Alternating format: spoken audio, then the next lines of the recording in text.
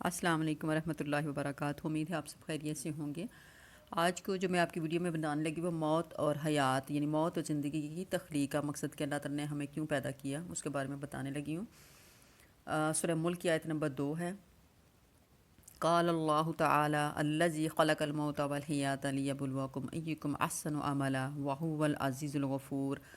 اللہ تعالیٰ نے فرمایا وہ جس نے موت اور زندگی کو پیدا کیا تاکہ وہ تمہیں آزمائے کہ تم میں سے کون عمل میں زیادہ اچھا ہے، اور وہی بہت زبردست اور بے حد بخشنے والا مہربان ہے۔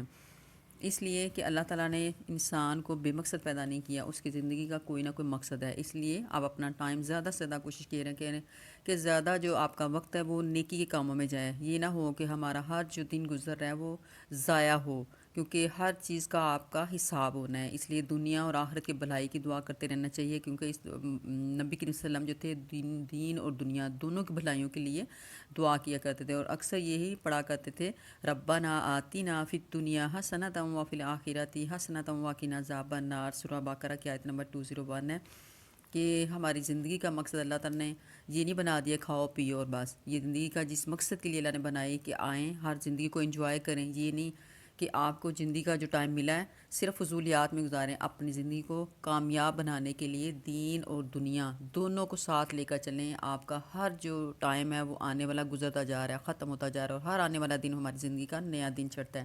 تو کوشش کریں کہ زیادہ سے زیادہ اپنے جو بھی کام کریں قرآن و حدیث اور دین اور دنیا دونوں کی بھلائیوں کے لیے کام کریں۔ یہ نہیں کہ ایک ہمارا ہر جو دن ہے وہ دنیا داری کے لیے نکلتا جا رہا ہے، ختم ہوتی جا رہی ہے، اور ہمارا ہر کام جو اللہ تعالیٰ نے نہ دنیا سے میں منع کیا ہے اور نہ دین داری سے۔ اللہ نے اتنا دن کے لیے نہ سختی دین میں ہے اور نہ دنیا گزارنے کے لیے کہ آپ اپنے ٹائم کو اس طرح مینیج کریں کہ آپ کا دین کا کام بھی جتنا آپ کا ہر دن جو ہے وہ دین کی اسٹرگل کے لیے دین کے لیے محنت کریں گے، اللہ تعالیٰ اتنی ہی آپ کی دنیا میں آسانیاں پیدا کرے گا۔ اور ہمارا جو ہر ٹائم جو ہے وہ اللہ کے حکم کی وجہ سے جب ہم کوئی کام کریں گے تو وہ ہماری آٹومیٹکلی دنیا بھی بہتر ہوتا جائے گی اور دین بھی ہمارا سنورتا جائے گا۔ اس لیے کوشش کریں کہ زیادہ سے زیادہ اپنے آپ کو دین کے لیے وقف کریں۔ اللہ ہمارے دین چلنے میں کے لیے جب ہم نکلیں گے دین کے لیے تو اللہ دنیا بھی ہمارے لیے آسان کرتا جائے گا۔ اللہ تعالیٰ ہمیں دین اور دنیا کی نعمتوں سے لطف اندوز ہونے اور زیادہ سے زیادہ فائدہ اٹھانے کی توفیق عطا فرمائے، آمین۔